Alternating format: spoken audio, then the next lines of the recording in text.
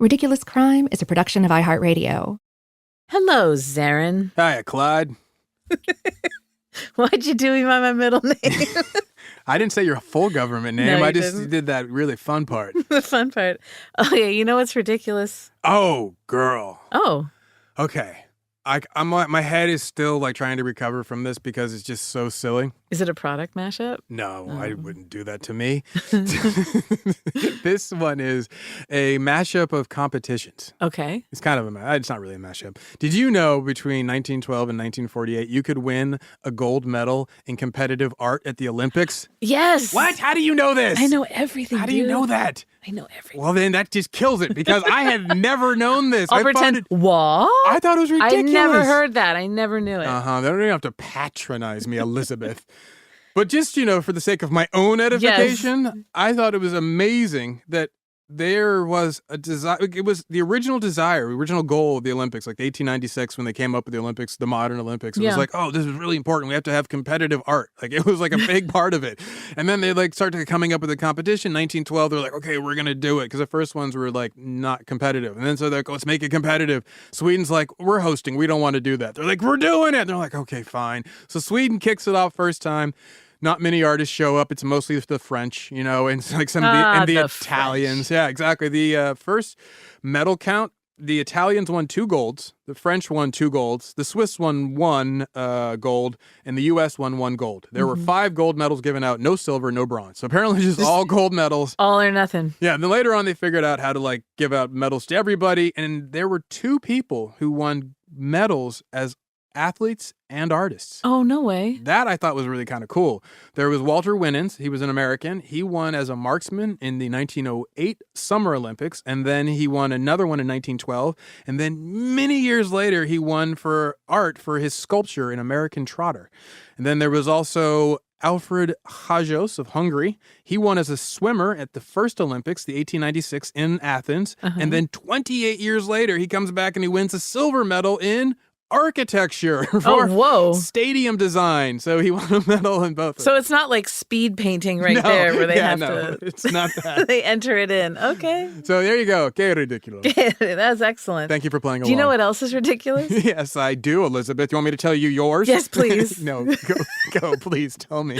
Dressing like old men to steal a very old book. Oh. Yeah.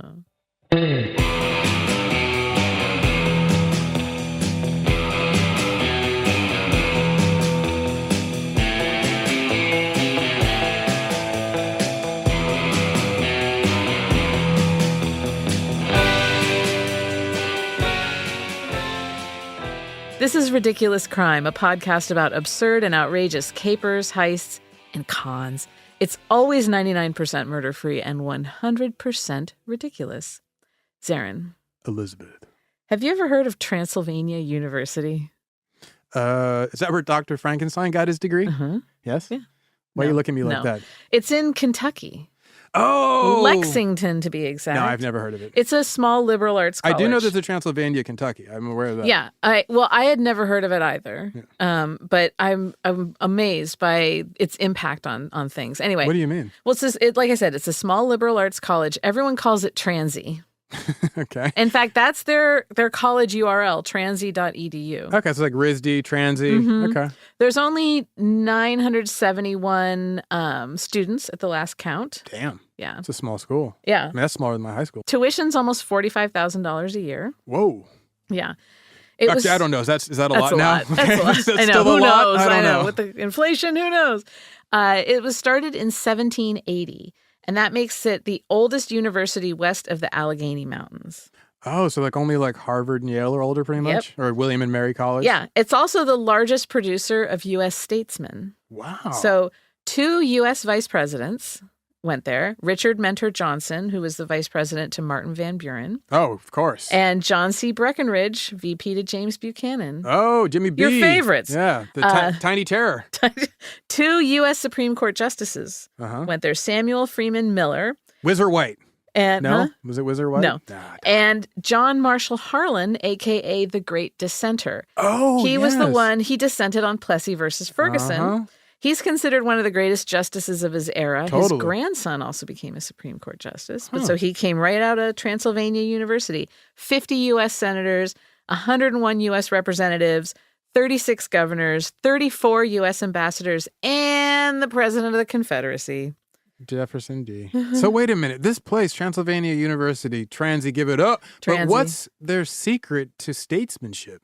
I don't know. Is that like their thing? They're just like, hey, come here and we'll get you enrolled in I think power? that, I think that they have deep connections. It and sounds that, like it. they I don't know. But Kentucky, that's a weird. I would expect this from Virginia. Yeah, no, Kentucky coming through. All right. This place sounds amazing. It has an endowment of $240 million. So that's not on par with the billions in the Ivy Leagues, but that's a lot of money. It's a lot for a university to be able to be secure. And so that brings us to the crime that I want to tell you about. Right. Where there's money, there's crime. Yeah. The library is sitting on a collection of rare books worth millions and millions of dollars. Oh, yeah. Old as they are, but they got some beauties. Oh, yeah. Well, and they were able to kind of amass them and get donations. And it sounds like they've got a great donor class. Yeah. So in 2004, there were some young men who were determined to liberate those dollars and take them for their own. Okay. Let me give you some background on these young men. It's a tough one. 4 dudes in total. Spencer Reinhardt, Okay. Warren Lipka, Eric Borsuk, and Chaz Allen. Will there be a quiz later? Yes. Damn. All 4 of them were raised in well-off neighborhoods, Lexington. I'm guessing this is a school where you're probably wealthy. I mean, yeah. It's $45,000. $45,000, small liberal. amount. Yeah, So exactly. I'm guessing it's. And so, but they're I've never like heard coming of it. from the local area. Yeah. All of these guys, college students. Some of them went to University of Kentucky, which is like a mile down the road. Others went to Transylvania University, Transy. Transy. So Warren and Spencer, they grew up together, best friends. They went to different high schools, but they had this really tight bond that was based on soccer, pretty much. Okay. It's a tight bond. I get it.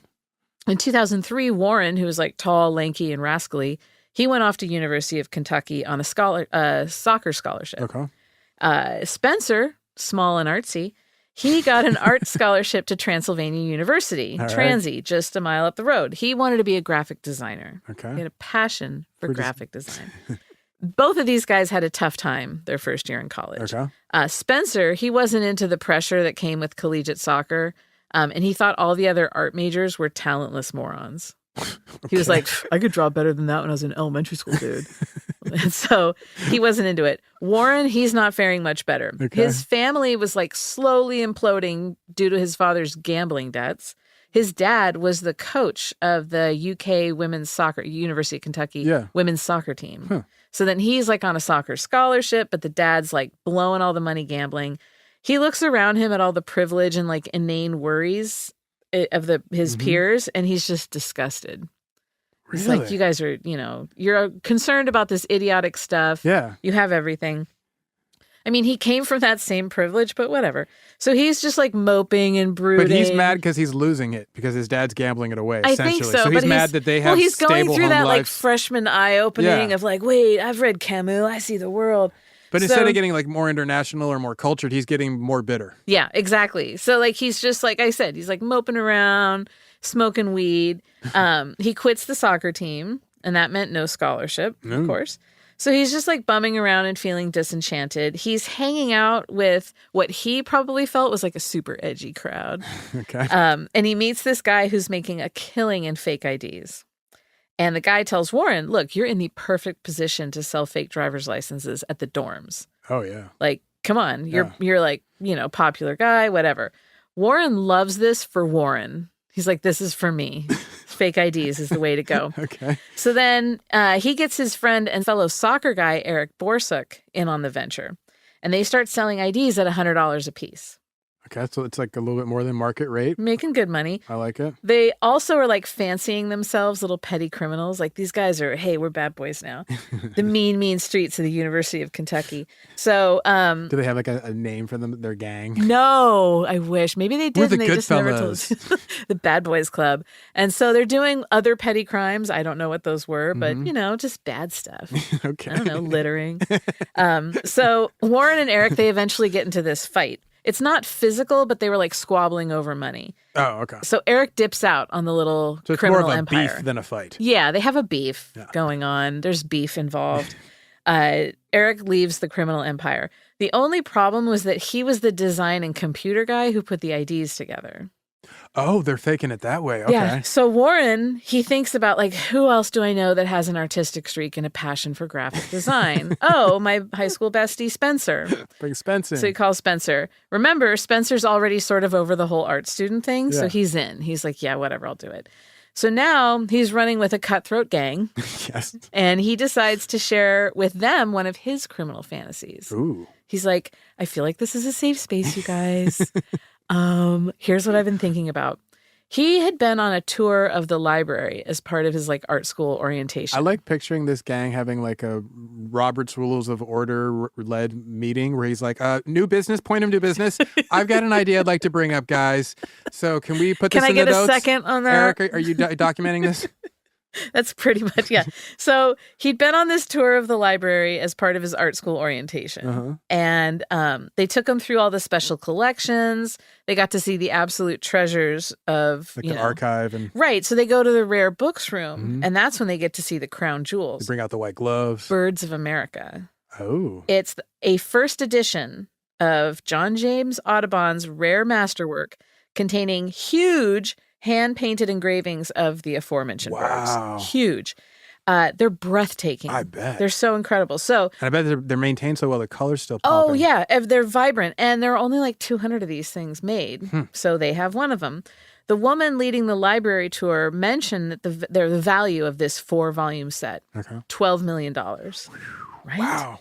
So Spencer starts thinking that like maybe the group could graduate from selling fake IDs and bags of weed to lifting $12 million worth of rare art and somehow selling it on the black market. You can sell those in the dorms. Baby steps. I mean, it's just, you just go down, you're like, well, he wanted put your money together. He wanted to take his freshman pipe dream and go full-fledged criminal enterprise. The thing that they just skip past is, who are they going to sell this book to? Well, you'll see. They think about these things. Oh, really? Okay, good. So he starts watching. Like, he's been thinking about this. He's watched the setup at the special collections room, and he sees that the security there consists of 2 things. Yes. 1, a sign-in sheet. Okay. And 2, a librarian named Betty Jean Gooch. I thought it was going to be like a sign that says, don't take things. No, close. Betty Gooch. That's a great name. Well, her friends and colleagues call her BJ. So they call her BJ and not the Gooch? It's a sign-in sheet and BJ Gooch. Look out, bros. That's security. So, dude, that's a great nickname, the Gooch. But BJ the Gooch. You were asking if they... Okay, so they steal them, then what? Yeah. How are they going to move them? Oh, yeah, you got to fence them. Don't count Warren out. Warren's a bad boy, Zaron. Okay. Remember that he was part of the criminal underbelly of Lexington, Kentucky? That's right. Okay, so he asks around. He runs in the shadowy streets. He said, look, I need a contact who can help me move some artwork. A friend of a friend of a friend of a friend of a friend connects him with a guy in New York named Barry. Oh, this sounds promising. Oh, yeah. So Warren and Barry, they chat on the phone, one crook to another, crimer to crimer. And then they set up a meeting. And Barry's like, look, I got to know that you're for real, man. He's like, I am for real, dude. I sell IDs. I'll send you a picture of my ID. He's like, well, this is what Barry wants. Barry's like, how about you give me like a $500 deposit so I know you're for real? How does that make anyone for real? I don't know. So Warren and Spencer, they hop in the car and they drive to Manhattan from Kentucky, 700 miles. Okay. They check into a hotel under the name Harry Balsani. Oh, wow. And they have a fake ID to back it up. They have a Harry Balsani ID? They made a Harry Balsani ID. I want a Harry Balsani Harry ID. Balls Annie. Wow. Okay. Harry Balls Annie. Yeah. So they pay cash for the room. They meet up with Barry the next day in Central Park. This is like something out of Law and Order Juicy Booty edition. Like they are just... in Central Park, there's like pigeons. Yes, exactly. Joggers going by. Barry's an old man with a long ponytail. Oh, and yes. he's like irritated because he sees it's these 2 like frat bros rolling up on him. He's Played like, by Bruce Dern in the movie to be made. Yes. And then Elliot Stabler, a.k.a. Juicy Booty, comes charging out. Undercover. Bald-headed gleaming. Yeah. I don't know. I've just heard that that's what happens on the shows. So anyway, Barry's irritated, but you know what? Money's money. And money so spent. he takes $500 off of him in exchange for an email address. He slides him a little slip of paper. And he said, when you email this address, say your name's Terry. So Terry, Harry, and Barry. Okay. Yeah. Okay. Just trying to keep score over here. So they're like, sweet, yes. And they like high five, and then they skip off going back to Spencer's Acura, head back home. Okay. Now, they create their own email address, and they send a message to the one that they got saying it's that, Terry Balsani. "What's up? It's Terry here. I got rare books. I'm looking to move them." So then they get a reply. "Guess what, Terry? You got to go to Amsterdam if you want to sell these rare books." This is getting exciting, Zaron, but it's also getting complicated. Yes. So Warren reaches out to one of his fellow crimers, and he gets a line on a fake passport. Okay. And he paid $2,500 for it. So now he has fake papers, take him all the way to Amsterdam. He flew out there alone, March 2004. I was about to ask, what year is this? And fake passport in 2004 ain't easy. No, because remember, it's after the towers. Yeah, and this means you're getting the holograms. You got all the security stuff. Wow. So he gets it. He meets up with these 4 shady guys in a coffee shop in Amsterdam. That's fun. He didn't bring any stolen books with him because he hadn't stolen them yet. So he can't. Wow. He also didn't bring any photos of them, no documentation, no proof whatsoever. It's just a meet and greet. He couldn't even talk about it because he didn't know like anything. He's like, yeah, they're just like old. Hey, guys, want to talk about crime? Right. So he's just Terry now out in the world, like not knowing anything. Fresh Terry. This is amazing. So the guys tell Warren/Terry something important. Listen, you have to have an accurate, honest appraisal of the books if you're going to sell them. And if you get that, then yeah, we're interested. Whatever books you feel you have, if you get them appraised and you have provenance for us with that appraisal, good. Huh. So he gets back to the States. He tells Spencer everything. He's like, oh my God, Amsterdam was amazing. Why aren't all cities bikeable? And so they figure out, they're like, okay, you know what? Let's go big. Let's reach out to Christie's auction house in New York. Of course. I mean, come on. This is the first name in auctions. Should bring in experts. Warren then also goes and mends fences with his old pal, Eric. So they smooth things over. They had some pizza and brews. I'm not kidding. That's how it all got fixed. It's all good. So then he brings him in. He's like, Eric, since we're cool now, let me pour you another pint. Do you want to come in on our rare book heist? And Eric's like, okay. So yeah, so now they've got 3 guys. Summer's coming. The bros had plans, though, you know? Oh, summer, yeah. So non-criminal plans. Yeah, they're going to go down to like the coast. Warren was a camp counselor. Oh, okay. So he had plans. Like in the Poconos? I guess. Oh, no, wait, they're in Kentucky, so it'd be different. Spencer got a gig painting murals at a school. Okay, that's a good one. Eric had a lawn mowing business with a buddy named Chaz. What is he, 15? Yeah. This is awesome. And so they're like, guess what? We're going to put the active heist plans on ice. But let's never stop dreaming about it, guys. Yeah, let's keep it up Keep it in your minds. Like, imagine all your wild expenditures while you're, mowing lawns and I'm playing, out there with Chaz in charge, organizing Capture the Flag. Yeah, it's all good. So when we come back, I'm going to tell you what happened at the start of the new academic year. Yeah.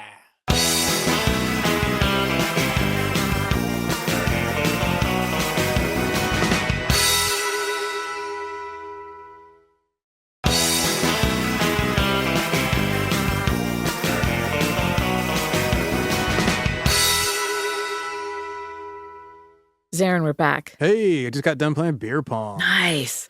I was telling you about Warren, Spencer, and Eric and their plans to steal a first edition of Audubon's Birds of America. Yeah, the Bad Boys Bros. The Bad Boys Club. It's an audacious plan. It is. Yeah. Daring and new. It's one that involves Christie's auction house, a trip to Amsterdam black market, and then also crossing paths with BJ Gooch. Yeah, and a bunch of federal crimes about getting out of the country. Huge crimings. I mentioned that Eric was cutting grass over the summer with a pal named Chaz. Yes. Chaz came from a pretty well-off family. His dad was in real estate, like big money guy. One of the properties his dad owned was right by the UK campus, and his son was also on the deed to that home. Okay. Chaz. Who's living in the house? Well, Chaz, of course. The Chaz house. The Chaz house. Eric lives there. Okay. And then Warren. Warren was living in the unfinished basement for next to nothing in rent. So it's like an amateur frat house. Completely.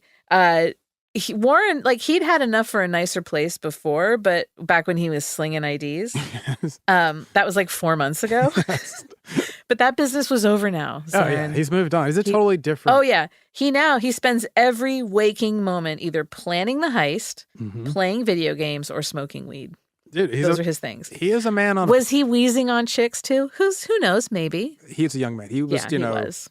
He was a UK student. That's one of his agreements. Yes. To his fellow brothers. Yes, exactly. I will smoke weed. I will wheeze on girls. And I'll plan a heist. And I will include you guys. One day, Warren calls a heist meeting in his basement abode. He's like, "Gentlemen, come on down." So they drop down. He, Spencer, and Eric, they get down to business. They're getting closer to making this heist a reality, but they need one more person. I don't know why. Yeah, well, they need a thief. They need someone who's done some they needed someone, I don't know what so Eric was like, "Hey, how about my friend / landlord, Chaz Allen?" It's brilliant. And he comes. So Chaz, they tell him about it. He's not into it. He laughs. He laughs hard. He's like, "You guys are morons." I'm with Chaz. But like the boys wear him down, right? They're like, "Come on, bro. It's going to be super sweet." I'm also with Chaz. Chaz, he'd later talk about how money was really important to him then and that it was an indicator of his value as a person. Wow. I feel like his household may have not been like the most well-rounded or healthiest emotional place to grow up. What are you talking about? So he's just like, all right, if there's money, fine, I'm in. So they get Chaz My self-worth is on this line. Let me break this down for a second, though. Okay, please. Selling something like the books, they're worth like $12 million, right? If they sell them on the black market, they're only going to get 50% of market value. At best. Right. So let's say that gets it down to $6 million. So then you have that money, but you got to wash it. Mm-hmm. So take away 20% for that. Yeah, that's about right. Easy. 10 if you got somebody you know, 20 if you don't. They don't know anybody. So now they have $4.8 million. You divide that by 4, you get 1.2. That's not bad, but that's a long way from 12 million. Well, 1.2 million, I mean, that's that would pretty good. Change your life, but I'm not guessing that like, that means everything went right. They got all their maximum payouts. They got all their... But like, they've been talking about these dreams of like going to the Mediterranean and getting yachts and like wheezing on Mediterranean babes. And it's like, you can't really do that with... You can't afford LeBron James's life. You don't get that. So like, whatever, 1.2, that'll do you. So they start really leaning hard into the logistics of everything. They watched heist movies like Ocean's 11 and Snatch. It's really where you get your criminal education. From what we've been learning, that's where people do it. Yes. So Spencer, he scoped out the library and the special collections, especially the rare books room. The Michael Mann movies. He carefully monitored the sentry to that sanctum, old Betty Jean Gooch. Yeah, the Gooch. The Gooch. He even made some appointments with her to see her in action. He's like, "I like the way you move, BJ Gooch. I like the way you stamp it." He wanted to see what it would be like to get access to the books. And maybe, to the Gooch. Get a little look at the BJ Gooch. The others, they mapped out transit and escape plans. Okay. They tailed campus police to like try and get a sense of their schedules. They monitored the library inside and out. They took note of like who was where and when. Oh God. Okay. Then they made the following internet searches: auction house appraisals, stun guns, Swiss bank accounts. They're like, how to heist. How to fake passport. Cool hair. We know they had the fake passport. So Spencer goes out and he spends $300 on materials for their disguises. Oh, Lord. Do we know what he spent it on? You'll see. Yeah. So then Warren reaches out to Christie's and he makes an appointment to have some rare books appraised. Okay. He emails them from the email walter.beckman@yahoo.com. Walter Beckman. Is that anybody? No, they came up with this alias as homage to their soccer hero, David Beckham. I was wondering. Okay. But when they're asked about it, they're like, I don't know where the Walter came from. And it's just kind of like adjacent and whatever. It was just there. So then Warren used that same email address to get in touch with BJ Gooch. Mm-hmm. He's like, "What's up? My name's Walter Beckman. I love books." He makes an appointment to see the Audubon collection in the rare book room on December 16th, 2004. Mm-hmm. "Hey, BJ, love the books. Let's do this. Got some time to show me that Audubon? I want them good birds." And then he's like, "I want to see the Audubons, but also like, hey, BJ, anything else you think might be like cool for us to look at? Let's do it." Like, let's just make this He's a like, whole "I just afternoon. love books, lady." And she's like, I'll bring my own white gloves. BJ's accommodating. She's like, "I want people to share my love for these books. Let me show you all the cool stuff I have." Let me show you the BJ way. Yeah. So December 16th, Chaz borrows a relative's minivan and the boys headed to the library. Warren bleached his hair blonde for the occasion. Because. That doesn't stand out. They had on them a Black Cobra stun pen, like a junior stun gun. Uh-huh. Don't worry, they tested it out on each other ahead of time. Like on their foreheads and stuff. Yeah, they're like, here, I'll zap you. Did you die? Yeah. Here, try the back of my neck. Here, try my chest. Put it right on my heart. Put it on my scrot. Okay, I know this because I've tried this. So it's the last day of finals, and Spencer's running a little late, coming from one of his. So he didn't have all the time that he needed to use his artistic talents to apply the disguises. But, they went with it. He did it. They had to drive around a while because they couldn't find a parking space. But then eventually they make their way to the library. Zaron. Yes. Close your eyes. Oh, yeah. I want you to picture it. All right. You're a senior. You're a senior at Transylvania University. You're majoring in theater with a minor in computer science. You're hedging your bets. You're cramming for your last final of the semester this afternoon, Anthro 2604, which is magic, witchcraft, and religion. It's going to be a tough final. It's the last elective you need. The class has been fascinating, and it really lines up with your love of sorcery. I'm all Wicca, baby. Yeah, so the library's quiet. All you hear is the occasional shuffle of papers and a muffled cough here and there. You need to get some air and stretch your legs, so you push your chair back and you head out the front doors. Take this warlock on a walk. It's mid-morning, and there's a scattering of people sitting on the benches, walking by. You hear snippets of conversations, and you just think how fortunate you are to go to this storied university, to be surrounded by other curious minds looking to expand their capabilities for critical thinking and assessment. Just being in college makes you part of an elite few in the world, the globe. Being at this Tony small liberal arts college, even more so.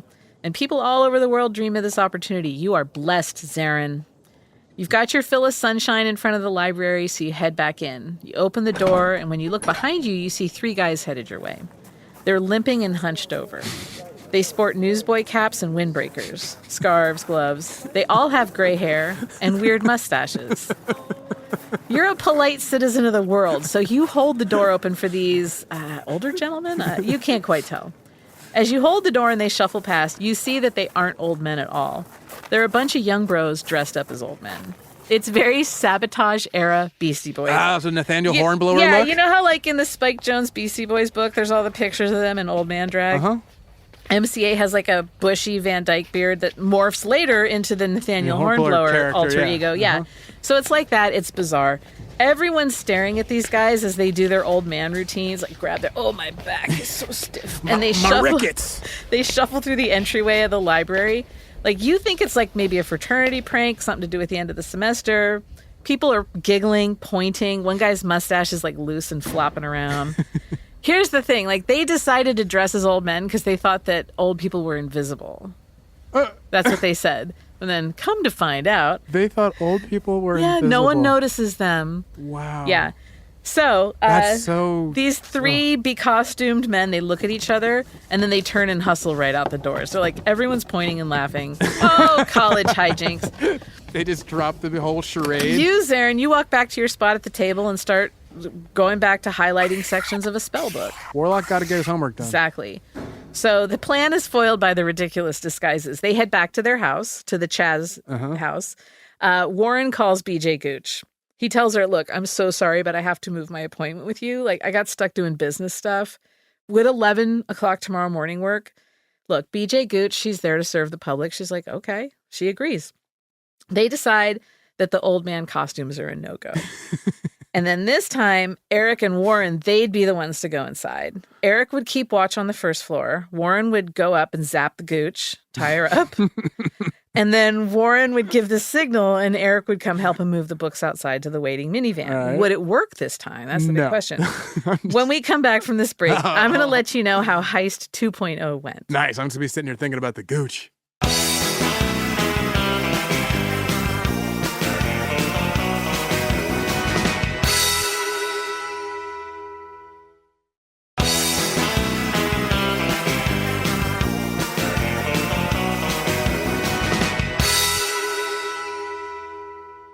Zaron. What's up, Claude? Nothing much. When we left off, the 4 college criminals, they were gearing up for a second shot at stealing rare books from the Transy library. Yes, I can't wait to hear what their next costumes are. So the morning after the first venture, everything starts running smoothly. Okay. They parked the minivan. Eric and Warren, they head in. They bring it again. Oh, I thought you meant they parked it like we're not doing that. No. They got back in the minivan. They did it all over. Let's rock out, boys. This time there's a parking spot. They got good parking karma. Eric and Warren, they go in. This time they're disguising themselves with winter cold weather gear. So like hats, gloves, a heavy coat. Okay. That's what people aren't going to pay attention to. No, yeah. It is December. And people always leave those on in places like libraries. Right, because it's never warm in the library. Yeah. So Warren, he heads up to the rare books room for his appointment with the Gooch. What they should have worn is just like Transy sweatshirts and blue jeans and just been like ball caps and look like anybody. Every other, yep. Whatever. So Warren goes up to meet with the Gooch. Mm-hmm. Eric, he goes back. He's in his lookout spot in the lobby. All right. And so there's Betty Jean Gooch. She's prepping with her appointment for Walter Beckman. She pulls out Birds of America, and then she also pulls out a first edition of Charles Darwin's On the Origin of Species. Wow. Some other like really cool old illuminated texts. Beckman, a.k.a. Warren, arrives. And by the way, would she do this for anybody who set an appointment? Oh, yeah. That's amazing. Isn't that incredible? Yeah. All right. So he gets there and he asks her if it's okay to have a friend of his come up and see the books too. So Gooch is like a little skeptical. She's like, I thought this guy was going to be a lot older and he's a young guy. But you know what? Fine. Have your friend come up. Eric gets a call on his cell phone from Warren. He's down in the lobby.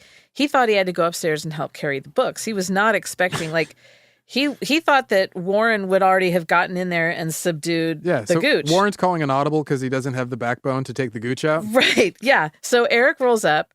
He's shocked, but then he kind of plays it off. He introduces himself as John. And then they go with this new plan on the fly. So the two of them follow BJ into the viewing room, and Warren used the taser pen on BJ's arm. On her arm? Zaps her. It wasn't a big shock, but it was enough voltage to send her like slumping to the ground. Oh, wow. Okay. You know, this is this older woman, and she gets bzzzt. I think maybe just the surprise of it all. I think that's she felt like a tingling in her arm. It's like, I got a bee sting. So then the pair of them zip tie her up and put a ski cap over her face. Oh, boo. So Warren says to her, "Quit struggling, BJ, or do you want to feel more pain?" And up until this point, they hadn't anticipated doing physical harm to anyone. They said that they intended to just scare BJ Gooch with the taser, but not actually use it. Mm-hmm. So then they crossed that line, but then they just kept going. Huh. So Gooch is out of commission. The fellas, they start piling the giant folio manuscripts. I was really hoping the Gooch would mess them up. I know. Just like, I know. You did what? How dare you just like punching flip out and throats. hit him with a book? So they punching throats. They put a bed sheet on the floor. Okay. And then they start piling these folios on it. So there were 7 of them, Birds of America plus 3 others. They're putting them in a bed sheet. They're laying them on a bed sheet, and then we're going to bundle them up. They're just going to throw them over their bag like a sack and just like try to get out of there and like they're going to ride the rails. Okay. So they brought the bed sheet as part of their heist kit. They grabbed smaller books from the table and just shoved them in their backpacks. They're just like grabbing everything they can. It's like when you're by like the cash register, you're just reaching and getting candy. The impulse purchases. Yeah, okay. The problem is that the Audubon books were heavy, like really heavy. So Eric and Warren, they struggled with them as they were trying to figure out how to get out of the back of the library. They'd done all this recon, but they got all confused. They couldn't find the fire exit. They tried to get in the elevator. They went up and down. They like opened up like, close the door. People are out there. They went back up. So they finally find a back stairwell. They slowly made their way downstairs. They were fumbling with this crazy heavy cargo slung in a bedsheet between the two of them. Mm-hmm. Meanwhile, another librarian went to check on BJ in the book room and found her hogtied and muzzled. Oh. Yeah. She flips out. She frees BJ, calls the cops, and then she gave chase. Like, you do not mess with librarians, people. Oh, damn. Oh, dude, a librarian will mess you up. So she knew the building inside and out, so she knew exactly what exit they'd have to use. She's hopping down flights of stairs. Oh, yeah, totally. She's just like parkour her way down the stairwell. So Eric and Warren, they get to the bottom of the stairwell. The door at the top swings open. Mm-hmm. It's the other librarian. She is pissed. She points So she's at just him. like yelling and like, oh man, she's coming down. She's got steam coming out of her nose. Angry dragon. Her biceps have grown and like ripped open her cute twin set. She's just like, ah! So Eric and Warren, they just basically like kick open the back door to the building, drop the books. Oh my God. And like start running, right? Chaz is all startled at the wheel of the minivan. He's all of a sudden he sees them just bursting out of the building. So at this point they just don't want to get caught. No. So they didn't have the folios. They're running as fast as they can. They jump in the minivan. They got a librarian giving chase. Yeah. Well, Chaz like backs up to pick him up, almost hits the librarian. Oh, man. And they're like, drive. And Drivey did. She's trying to pick up the back of the van. Yeah. She was doing like a Terminator 2. Totally running at him all like T-2000. So he's driving like a maniac, Chaz is. He's running red lights. He's nearly hitting pedestrians in like a Astro van or whatever. Looking in the rear view for a librarian the whole time. Yeah. They're all in an absolute panic. So they wind up, they switch cars. They had fake plates on the minivan. They pull those off and set fire to them. Get in the other car. They dropped Eric off at his tennis final. Yeah. So like apparently it wasn't just like rallies in a surf clinic. Like there was a written test about tennis trivia and you couldn't miss that. Wow. So you do your heist. Class? I mean, his final. I thought like tennis, like he was in the finals. I like have to he's admit, like competing. I took tennis in high school as like a 0.5 credit thing, of just as a way to play tennis during the whatever. I thought you were no, it was like the history of the game. it was like a PE class, and that's what I thought. But no, it turns out he said like he had tough questions about tennis trivia. Instead of just going and playing in your last match. This is what they do in these small semester. liberal schools that are training our statesmen of the future? Okay. So he goes off to take his final. The rest of them go to Chez Chaz, and they watched coverage of their pseudo heist on TV. Oh, wow. So don't forget, though, that while they didn't get the $1 million manuscripts, they did have backpacks full of other rare books. Oh, right. They filled those backpacks. They heard on the news that there were no leads. And a witness had taken down the license plate, but it was the fake one. Yeah. So what does it matter? And they burned that, so no one's going to find it. It looks like the cops had nothing, and all their cinematic practice had paid off. Huh. They broke out some special occasion celebratory joints, and they felt a sense of relief. Celebratory joints. They may have just gotten away with it, Zaron. Uh-huh. The next day, the four of them piled into Eric's car, and they drove to New York for their appointment at Christie's. To sell the books that they didn't steal. Yes. So they're just like, what about these? What about these smaller ones? So they arrive on Sunday morning and they check into the same hotel they'd used on that last trip to meet the black market art contact. The appointment isn't until Tuesday. Uh-huh. So they hung out and they went to dinner and then they tied one on at the hotel bar. They went to a Broadway show. Well, here, according to an article in Vanity Fair, quote, Warren chummed up to an Iraq veteran, Spencer almost started a brawl after knocking a table full of drinks over, and Eric picked up a middle-aged Brazilian tourist.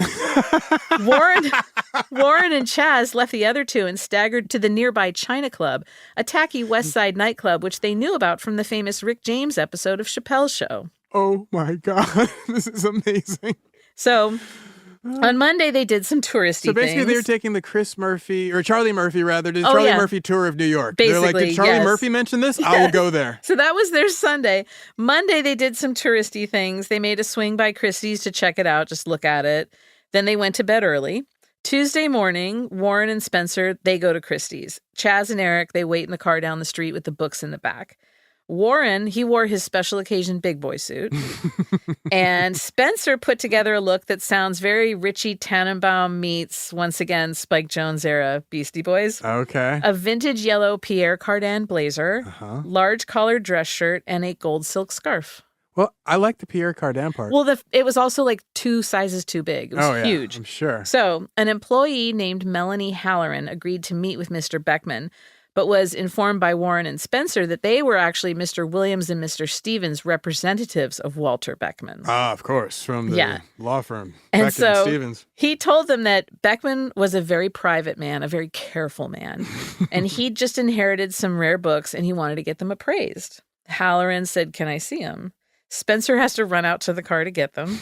He comes back with like a wheelie bag. Oh my God. I was kidding. No, he comes back with a wheelie bag. He opens it up. Halloran looks them all over. She asks some questions and like writes stuff down. And then she's like, you know what? I'll be in touch. Spencer's like, great, here's my number. They leave. Meanwhile, the cops and the FBI in Lexington, they're poring over CCTV footage from the library. Mm-hmm. Lexington PD assigns this detective to the case, Detective Shannon Garner. She had just been transferred over from the mounted unit. Like she was a horse cop. And this was her first detective case. Nice. Get it. She's like a little overwhelmed to be leading such a high profile case, but she never let that show. She was just cool Good on you, the Shannon. whole time. Yeah. The police traced the Yahoo email address to the UK computer lab. And then they pulled the tapes from there too. So they can see who was using the computer at that time. They have a face.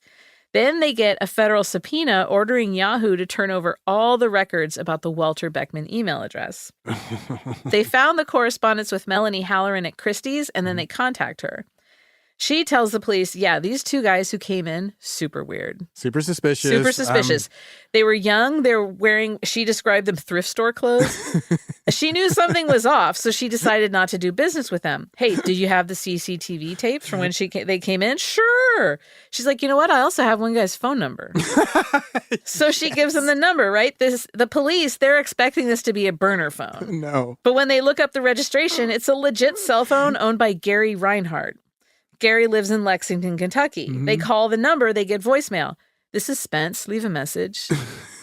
So like, oh yeah, okay, Spencer, right. Okay, so this bozo had given Christie's his real phone number, one paid for by his dad, Gary. Yes, I love it. So they pulled a picture of Spencer from the newspaper. Okay, they have this name. It's a soccer thing, and like Warren's also in the picture, but not named. They compared the image to the footage from Christie's. Oh yeah, it's those two guys. So they have the one name. They needed to get the name for Warren. So the Sergeant Pat Murray of Lexington PD, he shows his kid, who's about the same age, right? Mm-hmm. He's like, do you know these guys? Yeah. He's like, oh yeah, that's Warren Lipka. Like knew right away. So they Best weed in the dorms. Right, exactly. So they start following Warren and Spencer, and soon enough they can figure out, okay, yeah, Eric and Chaz they're part of it too, right? So the guys, they all try to just go about their daily routines as if nothing had happened. Mm-hmm. There's this excellent passage from the Vanity Fair article by John Falk, like this, quote, with the pressure mounting, however, Warren was caught shoplifting a TV dinner from a local supermarket. Eric was arrested and charged with a DUI. Police pulled him over not only for running red lights, but also because Warren was on top of the car hanging onto the roof rack. And Spencer crashed his Acura Legend. Just days before their arrest, the three even took in a movie, Ocean's 12. Oh my goodness. So like they're supposed to be lying low. They got Warren hanging onto the top of the car. Well, wait a minute. I got to defend that. That's a really fun way to ride in a car or on a car. I've done that. That is amazing. So he gets a DUI for that. On the morning of February 11th, 2005, Lexington PD sent SWAT to raid Chaz's house. Wow. Shay Chaz under the gun. Cops searched the basement, a.k.a. Warren's disgusting lair, and they found the books. They found other heist accessories, like everything. Like all the evidence they need. Everything. So during the interrogation, all of them confessed. Of course. And they all pleaded guilty to theft of cultural artifacts from a public museum and interstate transportation of stolen property. Okay. And there were other charges on top of that as well. They got a weapons enhancement for using the stun pen. Yeah. And they all got sentenced to 7 years in a federal facility with no chance of parole. Damn, right? 7 years? 7 years. That's not what I thought they would get. Well, there was some like wrangling about, because they were going to charge Warren with more. They were going to put more time on his because was they kind of felt he was. Yeah, and they thought he was like the ringleader he directed the others. But then all these librarians did a write-in of like, throw the book at him. Throw the rare book at them. Do not mess with librarians. Oh my God, they will real. union up and pick up that hammer and smash you with These are people who are like so sincere and dedicated to knowledge and committed. Yeah. So anyway, they wound up just making it across the board 7 years. Wow. Do you know how they get those buns so tight? Practice. In subsequent interviews, they all said that they're sorry, but they say they pulled the heist because they wanted to escape the oppression of their comfortable suburban lifestyles. Oh, God. One characterized it as, quote, a way out. Way out of the tough suburbs. Honey. These mean streets of well-fed people homes. all over the world are looking for a way in. Yes, exactly. To being able to send their kids to a private university, have a lovely family home, take vacations, never have to worry about the price of groceries. Oh, I could lower the bar to like having regular food, not having to run from your neighbors who's violence. I'm not bagging on middle or upper middle class folks because that's how I grew up, right? But I am ever thankful now and back then growing up of how lucky I was and like how hard my mom, my grandma had to work so that I could have such a comfortable life. Well, it's a word that gets thrown around now a lot, but you really were very lucky and privileged. Yeah, completely. But you have to recognize that. Yeah. These guys seem mad that they came from such comfort. Oh, yeah. No, I grew up with guys like that. Why do you think people turn to crime because they want that comfort? Yes, exactly. Yeah. This is why. So anyway, it was There's a documentary about them. It's really irritating. Anyway. I can see it. It's making your face red. It is. So they all served their time. They got out of prison. Warren says he's a prison reform advocate, and I think he works as an electrician. That's what it says in his Twitter bio, but I don't know if he's being cheeky. No. Okay. Whatever. Anyway, Eric, he wrote a book about their caper. Of course. You know, when that's in doubt, write the a book. road to publishing. It's called American Animal. The book was made into a movie in 2018. And then he's also, yeah. Oh, so the casting. Okay. Oh, yeah. He's also a prison reform advocate, and he writes about his time inside. So he's, Oh, good for him. By the way, that movie came out in 2018, but Warren and Eric are like currently actively promoting it on social media, which I think a little bit weird. Is anybody in it? Oh, I don't know. Is it like a movie that just... Well, there are people in it. Well, no, I get that. But I mean, like, does it have anybody whose name I may recognize? I don't think so. It's like young stars that I don't know who they are. Oh, okay. Anyway. You'd have to watch TV to know who they were? I would. I probably would. I live in a cave. So Spencer Reinhardt, he keeps continuing with his art, which was his passion. He paints while he's in prison, and he's now a working artist. He has a website where you can buy his paintings of surfing flamingos. Did you say surfing flamingos? flamingos? Like on surfboards? Yes.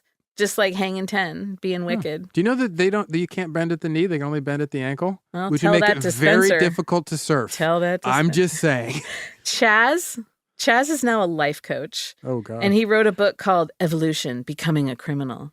See, this is the way. Well, he did a Reddit AMA, Ask Me Anything, when the movie came out, and he got roasted in the comments. Why? Well, because he would only answer questions about like the logistical details of the heist. He ignored all the interesting questions. And then they went hard at him about being a life coach. They're like, why in the world would I take what could I learn from you? Lessons from Unless you. It's just like, don't do this. Don't do this. Don't do this. It's so entertaining, this whole thread, in the way that only Reddit can be. Yes. The people are absolutely hilarious and clever.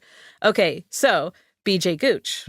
She retired from the library in 2020 after 26 years of service. She didn't like talking about the robbery at all, but eventually she caved when the publicity around the movie put her back in the spotlight. And she said that talking about the effect it had on her was cathartic. She got all bruised up at the time, and then she was anxious for a long time the library after the attack, but she was able to recover and thrive. She's my hero in this story, BJ Gooch. I'd like her. I got to admit amazing. it. I really was hoping for her to like do violence to them. I was know. like, yeah, mess them up, BJ. Like she has her own larger taser. Yeah, give them the Gooch. Zaron, what's your ridiculous takeaway? Oh, man. The UK students and Transylvania University students are pretty much exactly what I expected of the future statesmen of America and the privileged few who go to University of Kentucky. Yeah. I was like, wow, there are no surprises in this. But I do love the Gooch. So my ridiculous takeaway is BJ Gooch, baller. Celebrate the Gooch. That's my takeaway. By the way, is that the name of a character from Popeye? Do I have that right? There's like a hazy memory of the Gooch being a cartoon character. Maybe. Like, maybe I'm wrong about that. I don't know. It doesn't matter. Either way. That's all. That's all I have today. You can find us online at Ridiculous Crime on both Twitter for the Talkin' and Instagram for the Gawkin'. Email us if you want at ridiculouscrime@gmail.com. Download the iHeart app and leave us a talkback 30-second voicemail. Other than that, tune in next time. Also, we take telegrams, so if you can get down to Western Union, hit us up. And I'm Zaron Burnett, and that's Elizabeth Dutton. You damn right.